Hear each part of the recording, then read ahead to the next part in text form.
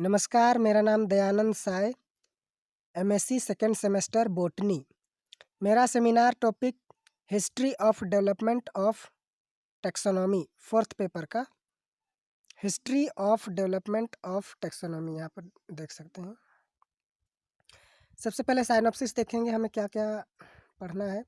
सबसे पहले इंट्रोडक्शन देखेंगे, उसके बाद डिफिनेशन, हिस्ट्री ऑफ टैक्सोनॉमी के बारे में जानेंगे और सिस्टम ऑफ क्लासिफिकेशन, जो कि ये 3 प्रकार का है: artificial system, natural system, phylogenetic system. 5वां देखेंगे हम कंक्लूजन, उसके बाद रेफरेंस देखेंगे। ठीक, चलिए शुरुआत करते हैं इंट्रोडक्शन से।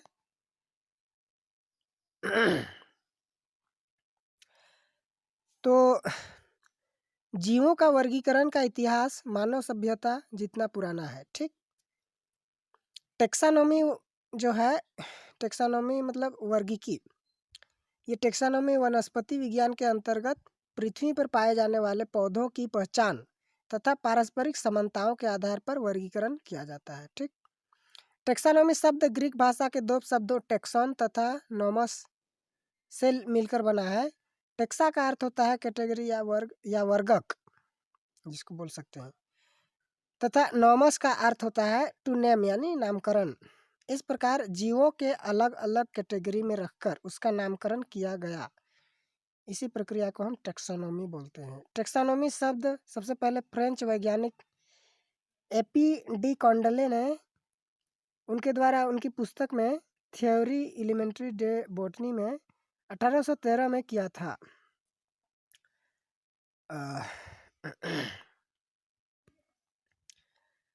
पौधे की वर्गीकी को जो है प्लांट टेक्सोनोमी कहते हैं।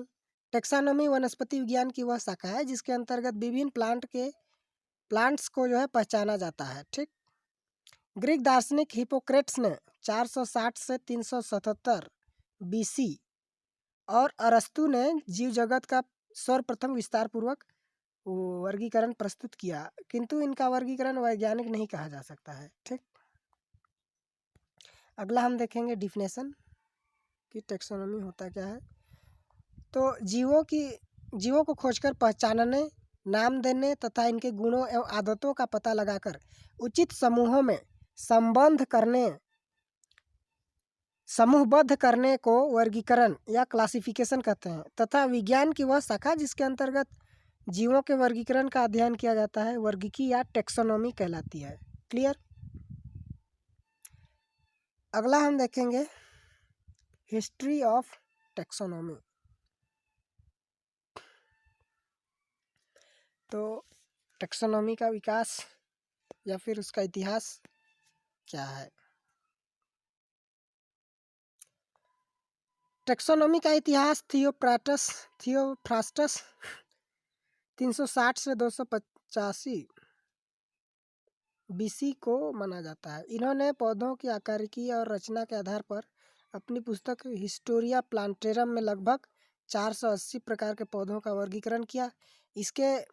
इस योगदान के कारण इन्हें वनस्पति विज्ञान का पिता या फादर ऑफ बॉटनी के नाम से जाना जाता है, थियोफ्रास्टस को। क्लियर। आगे देखेंगे, प्राचीन काल में मानव द्वारा पौधों का वर्गीकरण उसके उपयोगिता के आधार पर, जैसे कि लकड़ी, खाद्य, औषधि आदि के द्वारा किया गया, परंतु वनस्पति विज्ञान में वृद्धि के साथ साथ पौधों का वर्गीकरण उसके आकृति लक्षणों जैसे शाख वृक्ष, बीजपत्रों की संख्या जैसे एक बीजपत्री, द्विबीजपत्री, पुष्प की संरचना जैसे पोलीपेटोली, गेमोपेटोली आदि के आधार पर किया जाने लगा। 17वीं शताब्दी के प्रारंभ में एंटोनी वन लीवेनहॉक के द्वारा सूक्ष्मदर्शी के आविष्कार के पश्चात अनेक ऐसे पादप समूह का ज्ञान हुआ जो नग्न आंखों से नहीं दिखते थे। ठीक, भारतवर्ष में जीवों के वर्गीकरण का प्रमाण वेद और उपनिषद जैसे कि जो कि 1500 बीसी से 600 बीसी पूर्व में भी मिलता है। इन पुस्तकों में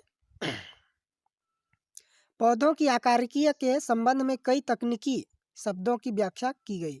प्राचीन भारत में वेदाचार्य चरक ने भी वर्गीकी में प्रमुख योगदान किया। उन्होंने अपनी पुस्तक चरक संहिता में लगभग 200 प्रकार के जंतुओं और 340 प्रकार के विभिन्न पौधों को उनके गुणों के आधार पर सूचीबद्ध किया। उपर्युक्त प्रयास वर्गीकरण को उपर्युक्त जो वर्गीकरण के प्रयास हैं उसको एक निश्चित आधार नहीं दे सके, लेकिन प्रसिद्धि मिल सकी है। इसके बाद जॉन रे ने 1686 में उन्होंने बहुत से जंतुओं और पौधों को एकत्रित किया। इनके वर्गीकरण अपनी पुस्तक हिस्टोरिमा जनरलिस प्लांटेरम में किया। वास्तव में ये पहले वैज्ञानिक थे। कौन? जॉन रे, जो कि 1686 ईस्वी के लगभग के थे। वे असली में ये वास्तव वैज्ञानिक थे जिनकी पुस्तक हिस्टोरिया जनरलिस में कई पौधों को एकत्रित करके उनके नामों को वर्गीकृत किया। तो ये पहले ऐसे वैज्ञानिक थे जिन्होंने वर्गीकरण को वैज्ञानिक आधार दिया था। कौन? जॉन रे। वर्गीकरण यानी क्लासिफिकेशन में संभवतः सबसे प्रमुख योगदान स्वीडन वैज्ञानिक कैरोलस लिनियस, जो 1707 से 1778 तक का रहा। यानी कैरोलस लिनियस 1707 से 1778 तक रहे। इसके योगदान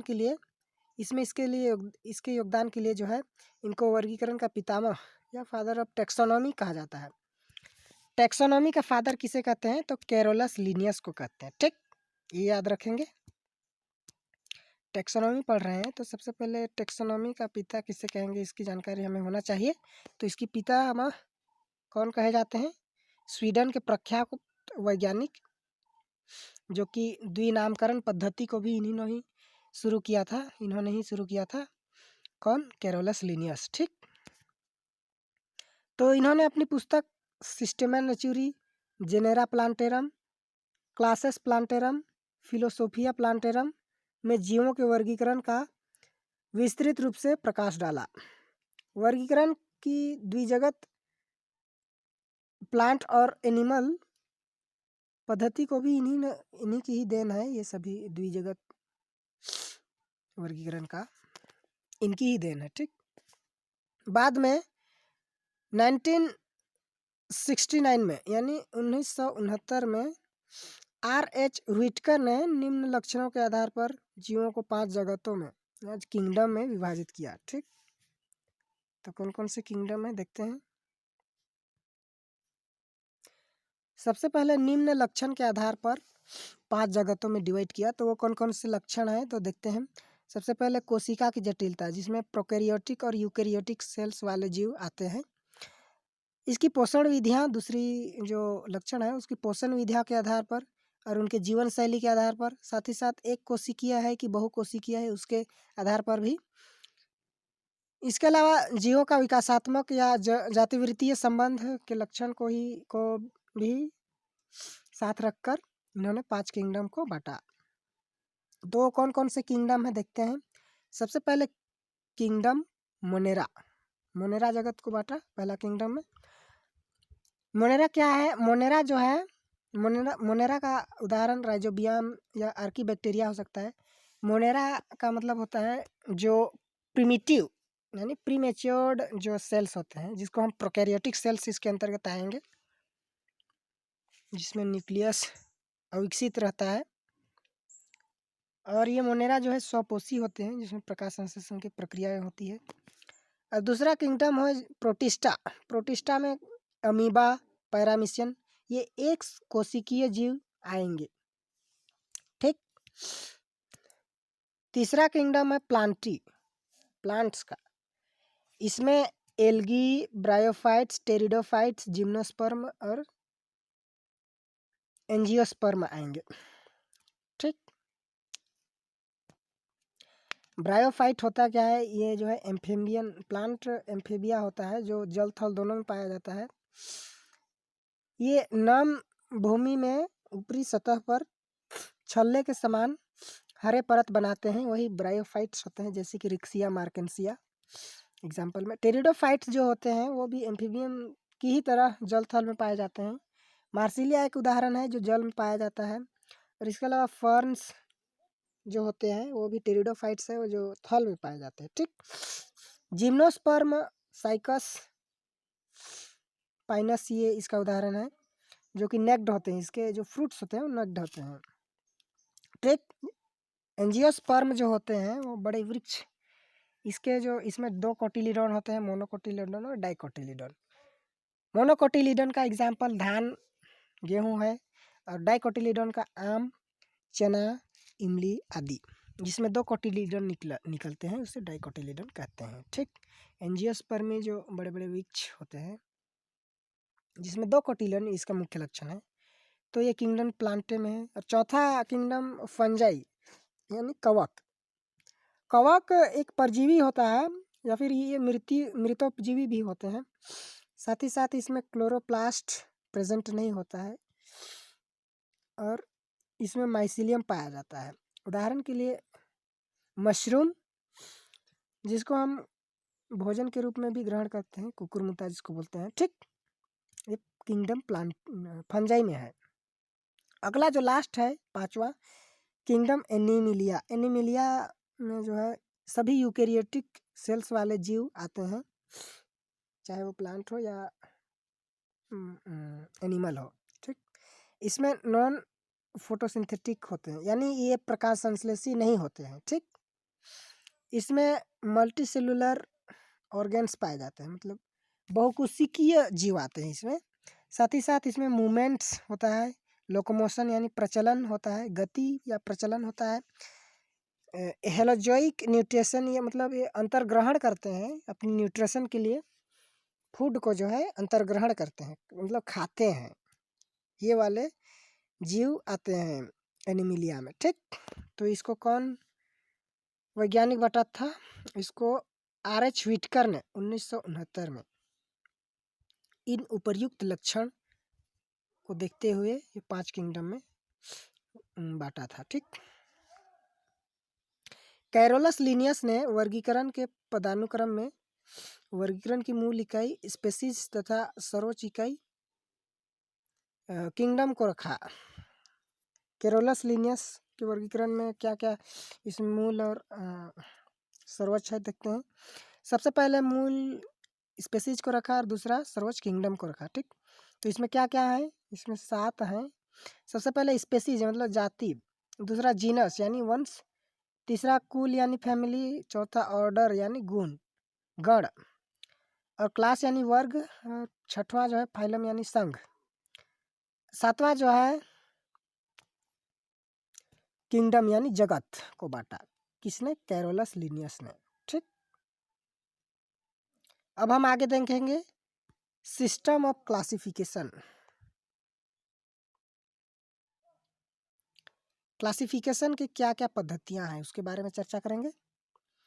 तो क्लासिफिकेशन की मुख्य रूप से 3 पद्धतियां यहाँ पर दिया गया है। आर्टिफिशियल सिस्टम, नेचुरल सिस्टम और फाइलोजेनिक सिस्टम। होता क्या है देखेंगे। आर्टिफिशियल मतलब कृत्रिम पद्धति, नेचुरल मतलब प्राकृतिक पद्धति, और फाइलोजेनिक पद्धति, ठीक। तो इसके बारे में चर्चा करें। सबसे पहले देखेंगे आर्टिफिशियल सिस्टम क्या है।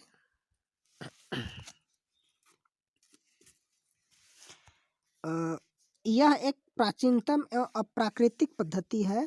अप्राकृतिक, प्राकृतिक नहीं है, आर्टिफिशियल मतलब कृत्रिम पद्धति है, जिसमें केवल एक या कुछ लक्षणों को ध्यान में रखते हुए, जैसे कि आवास, बाह्य आकार, व्यवहार तथा आकृति की समानता आदि को आधार मानकर जो है जीवों का वर्गीकरण किया गया। वर्गीकरण की यह पद्धति लगभग 300 BC से सन 1830 तक प्रचलित रही, और इस पद्धति में अरस्तु ने 384 से 322 BC और थियोफ्रास्टस ने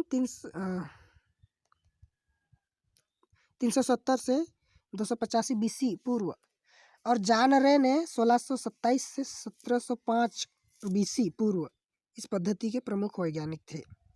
मतलब आर्टिफिशियल पद्धति के जो वैज्ञानिक थे वो कौन कौन थे? अरस्तु और थियोफ्रास्टस, जॉन रे इस पद्धति के प्रमुख वैज्ञानिक थे। ठीक, आर्टिफिशियल सिस्टम के। दूसरा है नेचुरल सिस्टम। इसमें इस वर्गीकरण की पद्धति आज तक प्रचलित है, नेचुरल सिस्टम। ठीक, आज भी इस वर्गीकरण की पद्धति प्रचलित है। इस पद्धति में जीवों के रचनात्मक आकृति, स्वभाव, व्यवहार आदि के गुणों को एक विस्तृत समूह तथा उनके बीच प्राकृतिक संबंधों को आधार मानकर जीवों का वर्गीकरण किया गया है। ठीक, एग्जाम्पल के लिए बेंथम हुकर का वर्गीकरण देखते हैं। बेंथम हुकर का वर्गीकरण क्या है? बेंथम मतलब 1800 से 1884 तक एवं हुकर ने 1817 से 1911 तक, ये दोनों क्यू बोटेनिकल गार्डन से संबंधित वर्गीकरण शास्त्री थे। इन्होंने अपनी पुस्तक जेनेरा प्लांटेनम में वर्गीकरण को प्रस्तुत किया जो निम्न है। देखते हैं इसका वर्गीकरण क्या क्या है। इन्होंने ये वाला वर्गीकरण दिया। सीड प्लांट फेनेरोगेम्स को इन्होंने 3 भागों में बांटा। पहला है 3 ग्रुप में बांटा। पहला है डाइकोटिलीडोन, दूसरा है जिम्नोस्पर्म, तीसरा है मोनोकोटिलीडोन। जिम्नोस्पर्म को मोनोकोटिलीडोन और डाइकोटिलीडोन को के सामने रखा, बीच में रखा। ठीक, तो डाइकोटिलीडोन में क्या क्या है? डाइकोटिलीडोन में 3 क्लास है, 14 सीरीज है, 25 ऑर्डर है। और जिम्नोस्पर्म में 3 ऑर्डर है, 44 जेनेरा है, 115 स्पेसीज है। और मोनोकोटिलीडोन में 7 सीरीज है, 34 फैमिली है, 1495 जेनेरा है और 18,560 स्पीसीज हैं। ठीक, किसमें? मोनोकोटिलीडोन में। आगे देखते हैं डाइकोटिलीडोन के 3 क्लास को जो है यहाँ पर देखिए डायग्राम में देख सकते हैं। 3 क्लास में बांटा गया है, पोलीपेटली, गेमोपेटली, मोनोक्लेमाइडी में। तो पोलीपेटली में 3 सीरीज है और 3 सीरीज कौन कौन से हैं? पहला है थैलेमीफ्लोरी, दूसरा है डिस्कीफ्लोरी, तीसरी है कैल्सीफ्लोरी। इसमें 15 ऑर्डर है, 82 फैमिली है, 2610 जीनस है, 31,874 स्पीसीज हैं पोलीपेटली में। ठीक, और गेमोपेटली में 3 सीरीज हैं। पहला है इन्फेरी, दूसरा है हेट्रोमेरी और तीसरा है बाइकार्पेलेटरी। इसमें 10 ऑर्डर है, यानी 10 ऑर्डर, 45 फैमिली, 2619 जीनस और 34,556 स्पीसीज। ठीक, और मोनोक्लेमाइडी में 7 सीरीज हैं। पहला है कर्वी एम्ब्राई, दूसरा है मल्टी ओव्यूलेट एक्वेटेंस और तीसरा है मल्टी ओव्यूलेट टेरेस्ट्रिस, चौथा है माइक्रो एम्ब्राई और पांचवा है डेफनेल्स, छठवां है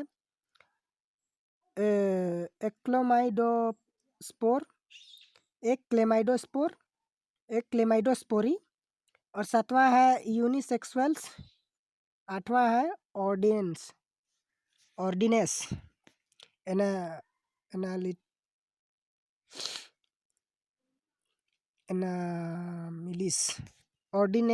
एनामिलिस। ठीक, और ये मोनोक्लेमाइडी में जो है 36 फैमिली, 801 जीनस, 11,784 स्पीसीज हैं। ठीक, ये बेंथम हुकर का वर्गीकरण। और दूसरा ये तो था डाइकोटिलीडोन। अब देखते हैं जिम्नोस्पर्म का 3 ऑर्डर्स को देखते हैं। यहाँ पर डायग्राम में देख सकते हैं ये 3 ऑर्डर है। इसी 3 ऑर्डर को यहाँ पर बांटा गया है।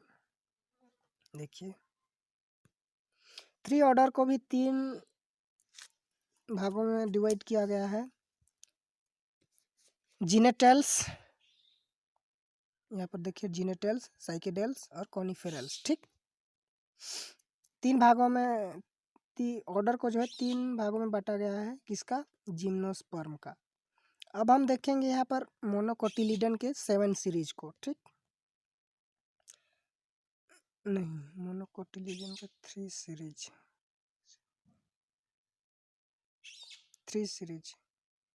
7 सीरीज को देखेंगे। कौन कौन से हैं? मोनोकोटिलिडन का 7 सीरीज है, 3 सीरीज लिखा गया है लेकिन 7 सीरीज है, ठीक। 7 सीरीज कौन कौन से हैं यहाँ पर देखिए। पहला है माइक्रोस्पर्मी, इपीगेमी, तीसरा है कोरोनरी, चौथा है कैल्सिनी, पांचवा है न्यूडीफ्लोरी, छठवां है एपोकार्पी, सातवां है ग्लूमेसी, ठीक। ये किस में आएंगे ये वर्गीकरण? ये नेचुरल सिस्टम के अंतर्गत आएंगे, जो कि बेंथम और हुकर का था। अब हम देखेंगे फाइलोजेनिक सिस्टम, ठीक।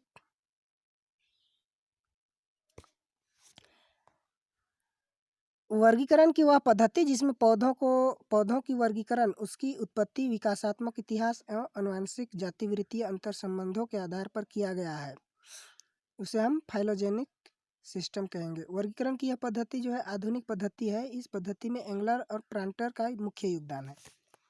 एग्जाम्पल के लिए यहाँ पर एंगलर और प्रांटर का देखते हैं, जो कि 1887 से 1899 तक चला। तो एंगलर और प्रांटर का ये देखते हैं इसका वर्गीकरण। यह निम्नलिखित सिद्धांत पर आधारित है। एंगलर और प्रांटर का वर्गीकरण कौन कौन से सिद्धांत हैं? एकलिंगी पुष्प द्विलिंगी पुष्पों की अपेक्षा आद्य होते हैं, यानी पुराना होते हैं, ठीक। नग्न पुष्प परिदल पुंज युक्त पुष्पों की अपेक्षा आद्य होते हैं, ठीक। इसमें इन्होंने पहले मोनोकोटिलिडन तथा डाइकोटिलिडन और अंत में जिम्नोस्पर्म को रखा, ठीक। तो इसका देखते हैं वर्गीकरण।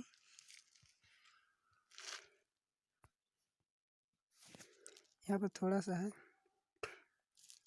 फेनेरोगेमिया को, बीजीय पादप को, एंजियोस्पर्म और जिम्नोस्पर्म बांटा। तो इसका एंजियोस्पर्म के 2 क्लास को देखते हैं। 2 क्लास को बांटा गया है, मोनोकोटिलिडन और डाइकोटिलिडन। मोनोकोटिलिडन में 11 ऑर्डर और 44 फैमिलीज हैं। डाइकोटिलिडन में 2 सब क्लासेस हैं, 44 ऑर्डर और 261 फैमिली है, ठीक। ये फाइलोजेनेटिक सिस्टम था, ठीक। इसका कंक्लूजन देखेंगे। इसे यह निष्कर्ष निकलता है कि जीवों की वर्गीकी को ही टेक्सोनोमी कहा जाता है। जब प्लांट्स की वर्गीकरण होता है तो इसे प्लांट्स टेक्सोनोमी कहते हैं। इसका रेफरेंस जो है डॉक्टर शैलेश कुमार वर्मा है, ठीक। और इसी के साथ मेरा सेमिनार टॉपिक यहीं समाप्त होता है। धन्यवाद।